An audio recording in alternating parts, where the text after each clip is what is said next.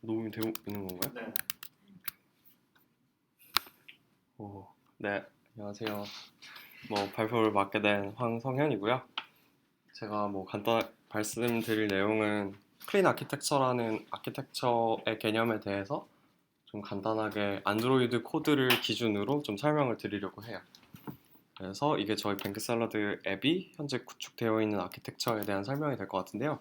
그 전에 먼저 프롤로그 배경을 좀 설명을 드리면 저희 안드로이드 앱이 굉장히 많이 갈렸어요. 앱이. 그래서 V1이 2015년 12월에 나왔고 V2, 그러니까 이게 버전인데 아예 이전과 호환이 안 되는 메이저 업데이트가 2016년 9월에 한 번 또 있었고 그리고 2017년 3월에 한 번 있었고 이제 V4는 없기를 저희는 손모아 기도를 하고 있어요.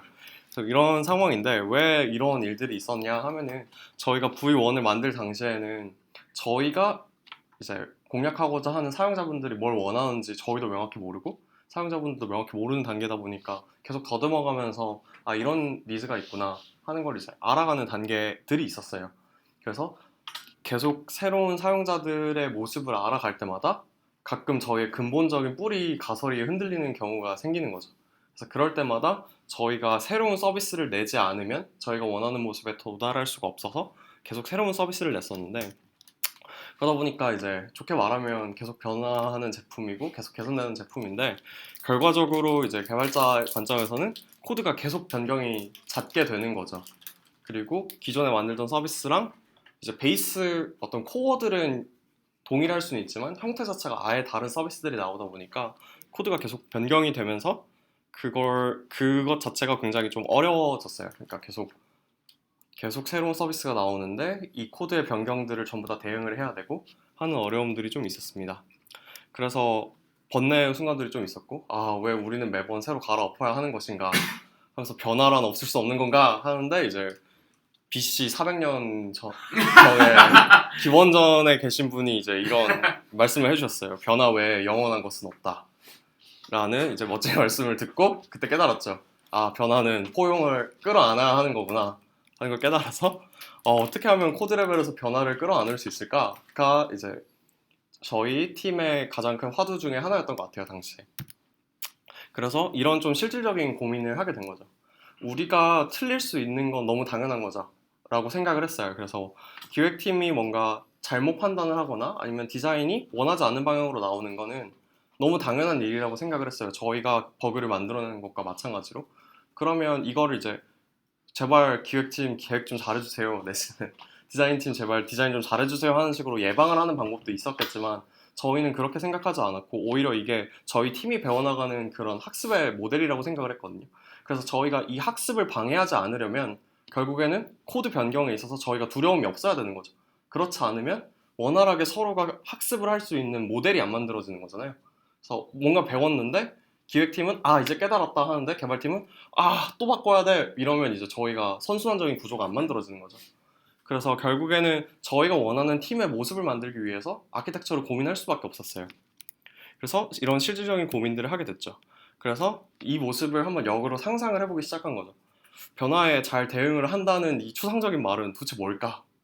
하면 이제 아 변화가 있는데 코드의 변경의 지점들이 매우 명확해서 아 이게 이렇게 바뀌었어요? 하면은 이런 부분들이 이렇게 바뀌기만 하면 변화를 최소화할 수 있겠다 하는 그런 모습이면 변화에 잘 대응하는 모습이지 않을까 하는 식으로 생각을 한 거죠. 그러면 변화에 따른 코드의 변경 지점이 명확하려면 어떤 모습일까를 또 한번 역으로 생각을 해봤어요. 그랬더니 일단 코드 레벨에선 제가 짜고 있는 코드가 응집도가 매우 높고 결합도는 매우 낮은 코드여야 이런 게 가능하다고 생각을 했어요. 그러니까 뭐 다른 버전으로 얘기를 해보면 각 클래스마다 하는 역할이 명확하고 각 모듈마다 하는 역할이 명확하기 때문에 가령 뭐 어떤 날짜 조작과 관련해서 가계부 사용자들이 원하는 니즈에 따라서 그 날짜 조작을 바꾸게 될 경우에는 전체 코드를 아우르는 게 아니라 그 날짜를 조작하는 특정 모듈만 변경을 하면 매우 명확하고 그 모듈 내에서는 그 함수들 간의 결합도가 그 모듈은 다른 모듈 간의 결합도가 매우 낮고 그 모듈 내에서는 함수들 간의 응집도가 매우 높은 모습이지 않을까 하는 식으로 응집도와 결합도의 개념으로 이걸 고민을 하기 시작했어요. 그래서 원래 이 발표의 주제 중에 하나였던 그 솔리드 프린시플에서 S에 해당하는 이제 싱글 리스폰시빌리티 프린시플에 대한 얘기인 거죠. 어떻게 보면. 그래서 이 모습은 코드 레벨에선 이런데 그러면 이게 우리가 코드를 아무리 잘 짜더라도 전체 코드가 합쳐지는 방식 자체가 변화에 대응할 수 없는 구조로 합쳐지게 되면은 여전히 역풍을 맞는 건 마찬가지거든요. 그러니까 코드 하나를 잘 짤 수는 있지만 결국에는 그 코드들을 어떤 모듈로 어떻게 어떤 펑션으로 어떤 클래스로 디자인할 거냐는 또 다른 얘기잖아요. 그래서 이게 프로젝트 레벨에서도 적용이 돼야 되는 얘기구나. 프로젝트 레벨에서도 우리가 모듈을 나누고 아니면 뭐 클래스를 나누고 데이터 타입을 정의를 할 때도 아 이게 정말 응집도가 높고 결합도가 낮아야 하고 이 모습은 결국에는 우리가 만들고자 하는 제품 아니면 우리가 다루고자 하는 어떤 도메인의 본질에 맞게 설계가 되는 모습이어야겠구나 라는 약간 또 한 모호한 생각을 합니다. 그래서 이 본질이란 건 뭐냐? 본질 굉장히 좀 어려운 말이잖아요. 그래서 본질이라는 거를 뭐 이런 것들의 조합으로 좀 생각을 해봤어요. 가령 도메인의 본질. 이건 뭘까 하면은 저희가 개발을 함에 있어서 만약에 뭐 데이터베이스, RDBMS 데이터베이스에 뭐 테이블을 다룰 일이 있어요. 그러면 우리가 관념적으로 생각하는 어떤 카드라고 해야 될까요? 아니면 뭐 소비 내역이라고 할까요? 아니면 메시코리아로 치면은 이제 달리고 계시는 배달원 분들의 좌표 값이라고 할까요? 그걸 특정하게 저장하는 뭐 로케이션 테이블이 있을 수 있잖아요. 근데 그것과 우리가 사용자들을 만나면서 사용자의 멘탈 모델에 있는 그 모습은 매우 다를 수 있다는 거죠. 그러니까 데이터베이스의 로우와 사용자들이 생각하는 그 관념은 당연히 이게 불일치가 일어날 수밖에 없다고 생각을 했어요. 왜냐면 데이터베이스 레벨에서 좋은 형태로 테이블이 디자인되는 거는 뭐 여러 요인이 있을 수 있겠지만 결국엔 성능으로 비교될 수도 있는 부분이고 아니면 명확하게 테이블을 나누는 것일 수도 있는데 사용자들은 이것과 이것과 이것을 묶어서 생각해 버린다거나 그렇다면은 우리가 기획을 함에 있어서 결국엔 사용자들이 생각하는 모델을 따라가게 되는 거잖아요. 그래서 그 모델, 그 사용자들이 생각하고 있는 멘탈 모델을 명확하게 반영할 수 있는 구조여야 본질에 충실했구나 라는 얘기를 할 수 있다고 생각을 했어요. 왜냐하면 결국엔 이게 저희가 어떤 라이브러리를 만드는 게 아니고 사용자가 사용하는 제품을 만드는 입장이다 보니까 결국 그 제품을 사용하는 사람들이 떠올리고 있는 멘탈 모델을 따르는 게 본질에서 중요하다고 생각을 했어요. 그리고 개발 구조상의 본질도 잘 쫓아야 된다라고 생각을 했어요. 그래서 가령 이건 우리가 지금은 램을 쓰고 있지만 뭐 어떠한 이유에서 SQLite로 갈아탈 수도 있으면 램이라는 어떤 특정 데이터베이스에 강하게 바인딩이 되면 안 되겠구나 라는 뭐 이런 식의 어떤 구조상으로 우리가 선택한 디자인과 그렇지 않은 디자인을 명확히 구분할 필요가 있다라는 생각이 들었고요. 그리고 우리가 안드로이드나 iOS 같은 경우에는 한번 만들어진 그 프레임워크 위에서 작업을 하잖아요. 가령 액티비티가 있고 뷰 컨트롤러를 무조건 만들어야 하고 하는 그런 프레임워크 상의 어쩔 수 없음을 끌어안을 수 있는 구조여야 되는구나. 뭐 이런 생각들을 했고요. 뭐 이런 여러 가지 본질들을 만나고 다녔습니다. 그래서 생각을 했던 게 왜 본질과 변화에 대한 얘기를 할 때 이런 얘기를 해야 되는가 하고 생각을 하니 가장 덜 변화하는 것들을 우리가 본질이라고 하잖아요. 우리가 개발을 어떻게 할지언정 사용자들의 멘탈 모델은 저희가 유출을 한 게 틀리지 않는 한 바뀌지 않을 거라고 본 거죠. 가령 소비 내역의 형태를 이렇게 저장할 수도 있고 데이터베이스에 저렇게 저장할 수도 있는데 사용자들은 결국 합쳐진 이 모습으로서 내 소비 내역을 관리하고 싶다더라 하는 이 본질은 상대적으로 가장 덜 변화한다고 생각을 했어요. 틀릴 수는 있을지언정 틀리면 어차피 다시 만들어야 되는 건 똑같기 때문에 그래서 가장 덜 변화하는 것들인 본질을 중심으로 변화를 표현하는 식으로 프로그래밍을 해야 되는구나 라는 뭔가 또 이런 생각들을 하게 됐습니다. 그래서 이러한 고민들을 하고 분명히 누군가는 이런 생각을 했을 텐데 하는 생각들을 많이 했어요. 근데 제가 말한 이러한 개념들이 DDD라고 도메인 드리븐 디자인에 다 정의가 되어 있는 내용들이었어요. 그래서 거기에서 내가 생각했던 어떤 사용자의 멘탈 모델이라고 하는 게 DDD 세계 컨텍스트에서는 엔터티라고 부르는 개념이구나. 그 중에서 특정한 조건들을 만족하는 건 밸류 오브젝트라고 부르는 개념이구나. 그러면 그런 것들을 조합하는 애들은 리파지토리라고 부르고 리파지토리를 핸들하는 애들은 서비스라고 부르는구나 하는 개념들이 정의가 되어 있다는 세계를 발견하게 됐어요. 그래서 처음에는 멘탈 모델 투 프로그래밍 하는 식으로 막 구글에 검색을 해보다가 우연하게 또 발견을 하게 된 거죠. 그래서 이 DDD 쪽에 내가 원하는 좀 답이 있을 것 같다 하는 생각이 들어서 그 도메인 드리븐 디자인 책을 읽고 그 키워드들을 바탕으로 아키텍처에 대해서 접근을 해보기 시작을 했는데 그때 이제 엉클밥이라는 유명하신 이제 유명하신 위대한 소프트웨어 엔지니어 분이 계시는데 원래 로버트 C 마틴이라고 하시는 분인데 아마 한 번쯤은 그분의 책을 읽었을 만큼 되게 활동을 활발하게 하시는 분인데 그분이 2012년도에 이런 블로그에 이런 글을 쓰셨어요. 더 클린 아키텍처라는 제목의 글을 썼는데 이분이 이제 서버에 대한 얘기를 했는데 다음과 같은 이제 네 가지의 레이어로 서버를 디자인을 해야 된다. 어플리케이션을 디자인을 해야 된다 하는 프로포절이었어요. 그래서 이 프로포절을 읽었는데 제가 읽었을 때는 2015년이었죠. 근데 이 프로포절을 읽었는데 너무 공감이 되는 거예요. 이 사람의 취지에. 이 사람의 취지는 뭐였냐면 가장 바뀌지 않는 개념을 정의한 본질이 있고 이건 데이터베이스에 정의된 형태랑 전혀 다른 거예요. 그래서 사용자가 다루고 있는 어떤 멘탈 모델을 그대로 표현한 엔터티라는 개념이 있고 이 엔터티들을 어떤 형태로든 재가공하든 아니면 변경을 하든 내가 사용자가 원하는 특정 액션들을 기대를 하게 될 텐데 그 액션을 유즈 케이스라고 정의를 하는 거죠.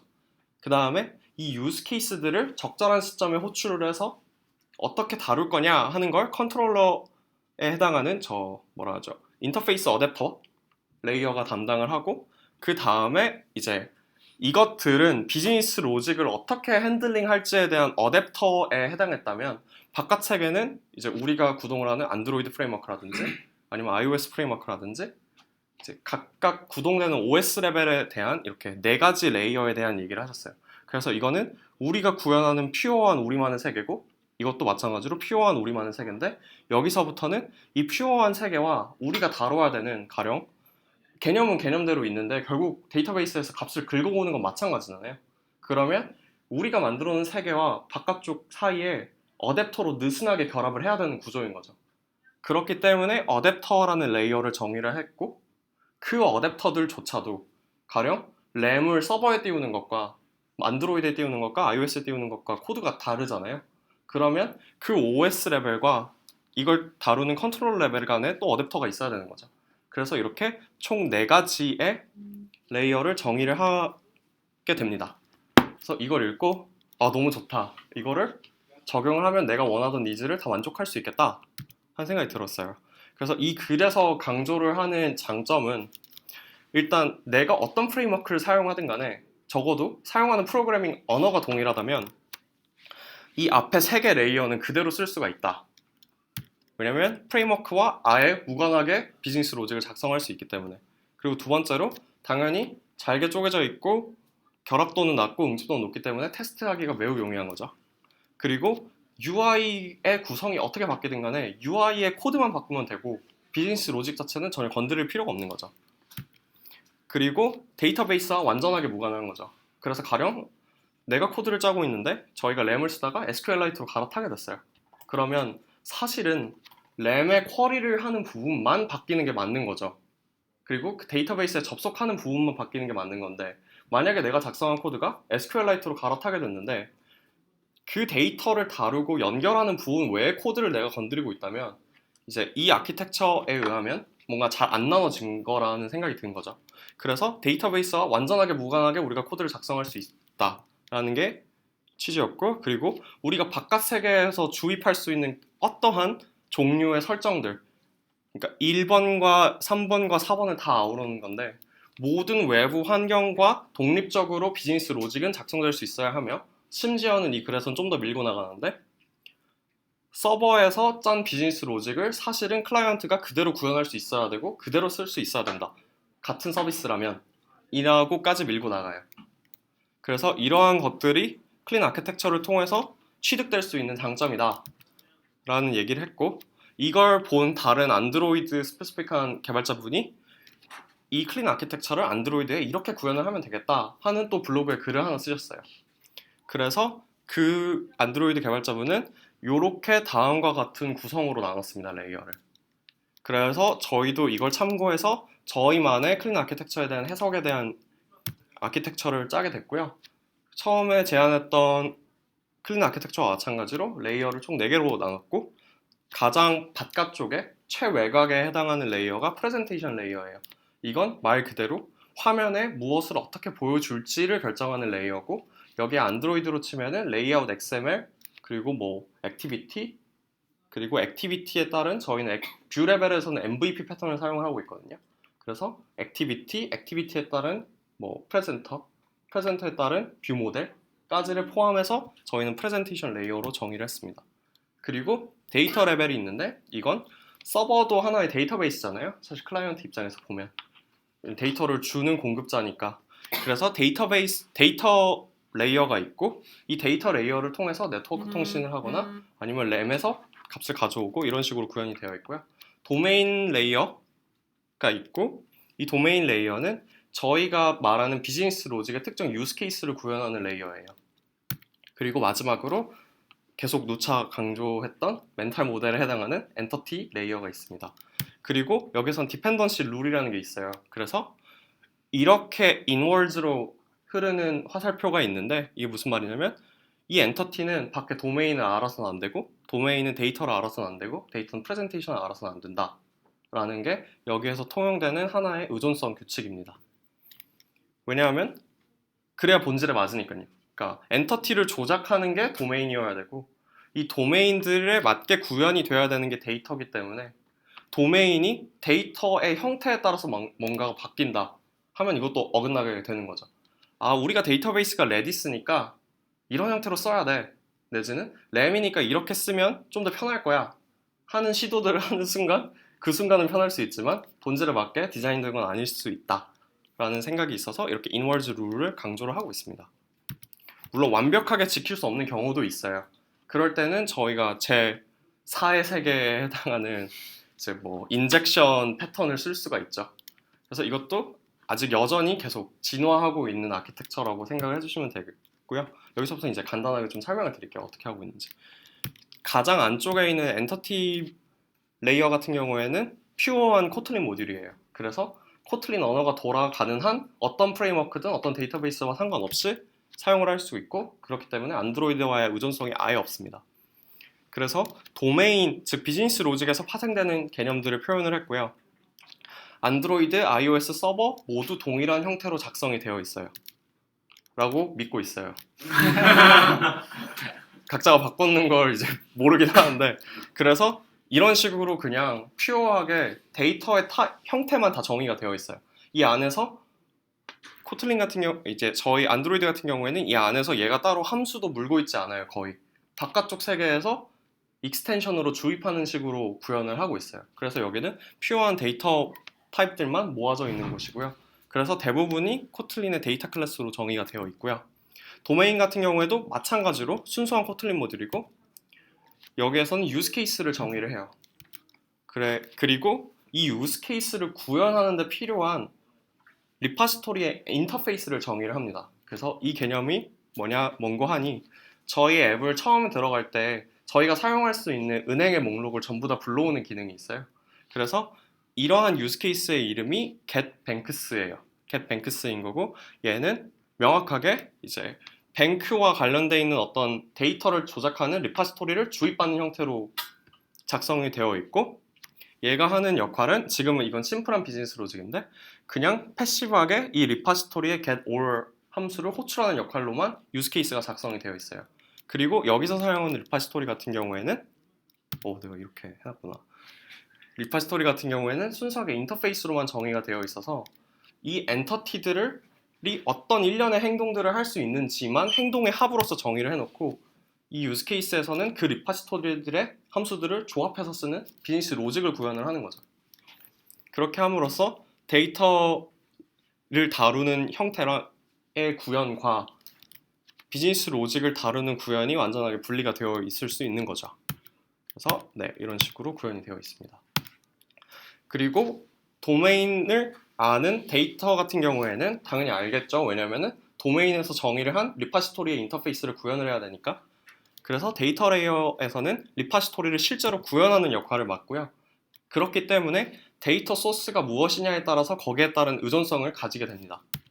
그리고 이건 안드로이드의 특성일 수 있는데 얘네들이 안드로이드 인디펜던트하게 작성할 수가 없어요. 안드로이드의 컨텍스트라는 개념을 물어야만 동작이 되도록 모든 라이브러리들이 디자인이 되어 있기 때문에 안타깝게도 안드로이드 의존성은 있습니다. 요건 이제 어쩔 수 없는 경우라고 생각을 하고 있고요. 그래서 보시면 아까 보여드렸던 뱅크 리파지토리 get all이 어떻게 구현이 되어 있는지에 대한 얘기인데 여기 보시다시피 명확하게 데이터베이스의 의존성이 존재하고요. 이 안에서 이제 얘가 데이터베이스의 모델이에요. 아까 사용하는 엔터티랑은 다른데 여기 정의된 걸 보시면 리스트에 뱅크라고 넘기잖아요. 이 뱅크는 저희가 정의한 사용자가 바라보는 은행의 그 개념을 정의한 엔터티예요. 엔터티를 넘기는데 여기에서는 램에서 사용하고 있는 그 테이블을 정의한 데이터 모델을 이용을 합니다. 그럼으로써 엔터티랑 데이터 모델 간의 의존성도 아예 없는 거죠. 왜냐하면 데이터 모델이 변경될 일은 그 데이터베이스에 저장되는 스키마가 바뀌거나 데이터베이스가 업그레이드 되면서 뭔가를 변경해야 되는 지점밖에 없으니까요. 그래서 이런 식으로 정의를 하고요. 그래서 앞서 보여드린 뱅크 데이터 그 모델은 램 오브젝트를 이용해서 이런 식으로 데이터베이스 스페시픽하게 정의가 되어 있습니다. 그래서 뭐 ID, 네임, 이미지, URL 뭐 이런 식으로 정의가 되어 있고요. 그래서 이걸 이용해서 램에서 find all을 통해서 모든 걸 셀렉트해야 모든 걸 셀렉트해 온 다음에 코틀린에 있는 맵 함수를 통해서 뱅크 엔터티 매퍼라는 이 매퍼를 둠으로써 데이터 모델과 저희가 사용하는 엔터티 간의 매핑을 시켜주는 구조로서 비즈니스 로직에서는 바깥쪽 세계가 어떻게 돌아가든 그거와 관련 없이 모든 걸 다 엔터티로만 소통을 할 수 있는 거죠.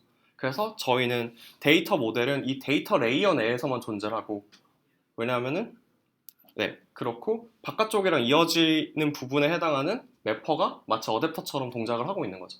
그래서 각각의 레이어가 통신하는 방식은 어떻게 디자인에 따라 다르겠지만 저희는 일단은 모두 다 엔터티로만 소통을 하게끔 되어 있어요. 그래서 서로 다른 레이어로 오가는 경우에는 반드시 매퍼가 구현이 되어 있어서 이제 데이터 모델을 그대로 사용하는 경우는 전혀 없고 뷰 모델을 그대로 사용하는 경우는 전혀 없습니다. 그래서 이런 식으로 매퍼들을 구현을 함으로써 이제 조금 귀찮지만 이런 코드를 일일이 다 작성을 하고 있어요. 그리고 마찬가지로 만약에 뱅크를 이제 여기서 한 가지 좋은 점은 뭐냐면 저희가 램에서 늘 데이터를 가져올 수도 있지만 최초 앱에 접속할 경우에는 최초 1회 한해서 서버로부터 데이터를 가져오거든요. 그러면 똑같은 동작을 하는 리파지토리의 정의가 있고 거기에 어떤 리파지토리의 구현체를 갈아 끼느냐에 따라서 다르게 동작할 수 데이터 소스를 바꿔서 저희가 주입할 수 있는 거죠. 그래서 이제 최초에 불러올 때는 똑같은 get all banks라는 유즈 케이스를 호출을 하지만 그 안에다 주입하는 리파지토리의 형태에 따라서 저희가 다른 식으로 동작을 할 수 있게끔 완전하게 모듈화가 되어 있는 거죠. 그래서 이런 식으로 진행을 할 수 있고 이 네트워크 리파지토리에서 사용되는 경우에는 뱅크가 또 마찬가지로 얘는 또 테이블에 저장되는 거랑 아무 상관없잖아요. 서버가 뭐 자기 마음대로 리스폰스를 바꾸더라도 데이터베이스에 저장하는 형태는 저희가 결정할 수 있는 거죠. 그래서 이 부분도 명확하게 분리가 되어 있습니다. 그리고 마지막으로 프레젠테이션 레이어 같은 경우에는 UI 레벨에서의 처리를 모두 담당을 하고 있고요. 당연히 어쩔 수 없이 안드로이드 의존성이 있고 여기는 저희가 MVP로 구성이 되어 있습니다. 그래서 코드를 보시면 이런 식으로 저희가 프레젠터랑 뷰를 뭘 쓸 건지를 강제를 하고 있고 그래서 이런 식의 구조로 되어 있는데 가령 onViewCreated에서 프레젠터가 .onViewCreated를 호출하면은 이 프레젠터가 이 유즈 케이스를 이런 식으로 주입을 해서 프레젠터가 어떤 상황에 맞는 리파지토리를 사용을 할 건지를 결정을 하고 있어요. 그래서 이런 식으로 일련의 코드들이 작성이 되어 있습니다.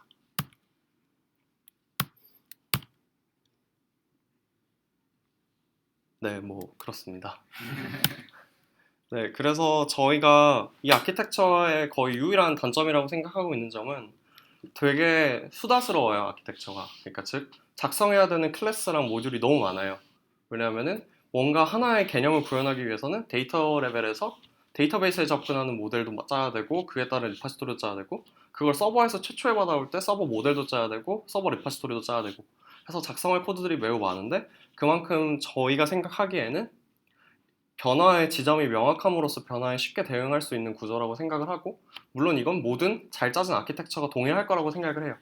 그래서 저희는 이러한 그래서 이러한 아키텍처를 사용하기로 결정을 내렸고요. 결론적으로는 이게 변화에 저희가 쉬이 대응할 수 있고 변화를 두려워하지 않는 팀 문화를 만들 수 있는 코드베이스라고 믿기 때문에 이게 좋은 제품으로 이어진다고 믿고 있습니다. 그리고 이 아키텍처의 도입의 진입 장벽보다 똑같은 말에 중복을 통한 강조인데 이게 매우 중요하다고 생각을 하고 있습니다. 네, 발표 들어주셔서 감사하고 간단하게 질문 받도록 하겠습니다. 클린 아키텍처가 사실 그 앱에 국한되는 개념이 아니라 서비스 전체에 대한 아키텍처를 좀 맞습니다. 했던 거네요. 네, 맞습니다. 그 원래 엉클밥 아저씨도 어떤 프레임워크, 어떤 환경에 대한 얘기라기보다는 이런 식으로 레이어가 명확히 나뉘어져야 한다라는 약간 두루뭉술한 제네릭한 아키텍처에 대한 프로포절에 가까웠다고 생각을 해요. 그래서 뭔가 말도 클린 아키텍처라는 건 명확하게 그분이 클린 코더, 클린 코드 이런 책을 작성하시는 분이거든요. 그래서 마케팅 용어이지 않았나. 제네릭한 그냥 좋은 아키텍처라면 마땅히 이러이러한 것들을 추구해야 된다라는 약간 제네릭한 개념에 가깝다고 생각이 됐어요. 그래서 이걸 차용해서 저희가 맘대로 이름을 지을 수도 있겠죠. 그래서 비슷하게 우버가 리블렛이라는 아키텍처를 얘기를 하는데 사실 클린 아키텍처에서 말하는 그 좋은 개념들이랑 거의 유사해요. 근데 거기에서 리블렛의 R은 리파지토리, I는 유스케이스 대신 인터랙터 이런 식으로 떼가지고 자기들만의 이름을 또 짓고 쓰고 있고 그렇습니다. 그래서 iOS에서 유명한 바이퍼 같은 경우에도 사실 되게 유사하죠. 지향하는 바가. 근데 그건 그냥 저는 좋은 아키텍처들이 똑같은 고민을 할 텐데 결국 코드 레벨, 프로젝트 레벨에서의 응집도랑 결합도에 대한 고민을 할 텐데 그걸 줬다 보면은 비슷한 모습이 나오지 않나 결과적으로 그렇게 생각을 좀 하고 있어요.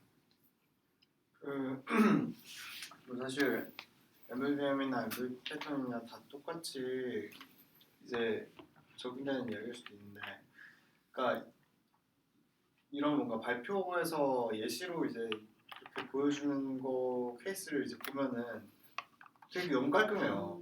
그냥 이렇게 생각하면 진짜 완전 너무 깔끔한 거 좋은 거 의도적으로 그렇게 하죠. 네, 근데 이제 제가 궁금한 거는 이걸 직접 적용을 해보면은 이제 그렇지 않은 케이스가 있잖아요. 되게 이게 이게 어디에 들어갈지 되게 고민되고 막 약간 이렇게 하는 거 맞는 건지라든지 아니면 되게 불편한 점이나 그런 거 있을 텐데 지금 사실 예시로 드신 거가 데이터를 어딘가에서 패치해 오는 거 혹은 DB에서 꺼내는 거 이런 거에서는 사실 되게 깔끔하게 적용될 수 있는 모델인 것 예시인 것 같은데 뭔가 그래서 이런 예시 말고 좀 되게 지저분한 예시나 아니면 뭔가 이거 진짜 어떻게 해야 될지 오래 썼던 경험이나 이런 거 있으면 좀 이야기해 주시면 도움이 될 것 같아요. 일단 이건 저희 팀원들도 편하게 얘기를 해주시면 되는데 얘기해 주세요. 저 같은 경우는 이제 더러울 수밖에 없는 부분이 저희가 이벤트 버스라는 개념이 있는데 이게 어떻게 보면 진짜 완전히 가로지르는 애예요. 여기에는 저희가 완벽하게 격리를 했다고 나오는데 이제 저희 같은 경우에 이제 백그라운드로 계속 동기화 작업을 돌리고 이래야 되다 보니까 이제 그거에 맞춰서 이제 그 동기화 작업을 하는 데이터 리포지토리 있는데 이제 그거를 바로 프레젠테이션 그러니까 뭐라 그러지? 약간 회색지대 같은 개념을 어쩔 수 없이 약간 존중을 해야 되는 상황이 벌어질 수밖에 없는 것 같아요. 지금 이 구조에서는. 그래서 아까 리덕스 저는 발표는 못했지만 리덕스처럼 어떻게든 데이터의 흐름을 위로 끌어올려야 되는 상황이 있거든요. 가령 저희가 사용하는 게 앱 내 외부 모듈도 존재를 하다 보니까 이것들과 이것들을 저희가 원하는 그 아키텍처에 맞추면 좋겠는데 이런 모듈들이 다 독립적으로 싱글톤으로 정의를 해놨어요. 외부 모듈들이. 그래서 아예 손을 댈 수가 없는 거죠. 뭔가를 주입할 수가 없는 경우가 있어서 회색지대가 있는가 하면 일단 이 모델에서 무엇을 어떻게 작성해야 될지가 고민되는 순간보다도 도대체 얘의 엔터티가 뭐지? 하는 게 고민되는 경우는 좀 있었어요. 그러니까 결국에 이 모델 같은 경우에는 엔터티만 딱 잘 정의하면 나머지가 다 명확한 구조거든요. 근데 이 엔터티가 되게 모호한 순간이 있어요. 가령 이 내역이 저희 좀 앱 스페시픽한 예시라서 좀 그런데 이 내역이 뭐 지출일 때는 이렇고 수입일 때는 이렇고 이게 이체일 땐 이런데 얘네들을 엔터티를 뭐 어떻게 정의를 해야 되는 거지? 그냥 베이스 상속하는 유저 트랜잭션 있고 어떻게 해야 되나? 하는 식으로 엔터티가 되게 모호한 순간들이 있고 또 그리고 순수하게 화면을 표현하기 위해서 정의해야 되는 개념들이 있을 수가 있었어요. 그런 경우에는 개념과는 아무런 관계가 없는 무관한데 이걸 또 성능을 위해서 어쩔 수 없이 데이터베이스에 저장은 해야 되는 거죠. 만약에 그런 경우라면은 이건 개념도 아닌데 어떻게든 엔터티로 정의를 해야 되는데 하면서 이제 짜증나는 경우들도 있죠. 케이스는 어떻게 하셨어요? 그건 이거는 뱅크샐러드와는 관련은 없는, 뱅크샐러드 말고 저희 내부적으로 사용하는 프론트엔드에서도 똑같은 아키텍처를 적용을 하고 있는데 거기에서는 결국에는 어떻게든 잘 짜냈어요, 관점을. 결국에는 사용자가 바라보는 뭐 예를 들면 이 보고서라고 해야 될까요? 데이터 분석에 대한 보고서 하나를 엔터티라고 추상화를 해서 그런 식으로 관리를 했습니다. 그렇게 해서 처음에는 각각을 구성하는 요소들을 개념의 합으로 접근을 하다 보니까 이걸 하나로 합쳐가지고 어떻게 어그리게이트 할지가 되게 고민이었는데 그냥 이 보고서 하나를 개념의 최소 단위로 정의를 하고 그런 식으로 좀 변형해서 사용을 했어요. 그래서 이게 DDD에도 있는 내용인데 제가 특정 용어가 생각이 지금 안 나가지고 이 엔터티들을 묶어가지고 하나의 엔터티로 정의라는 개념이 있는데 그 용어가 생각이 안 나요.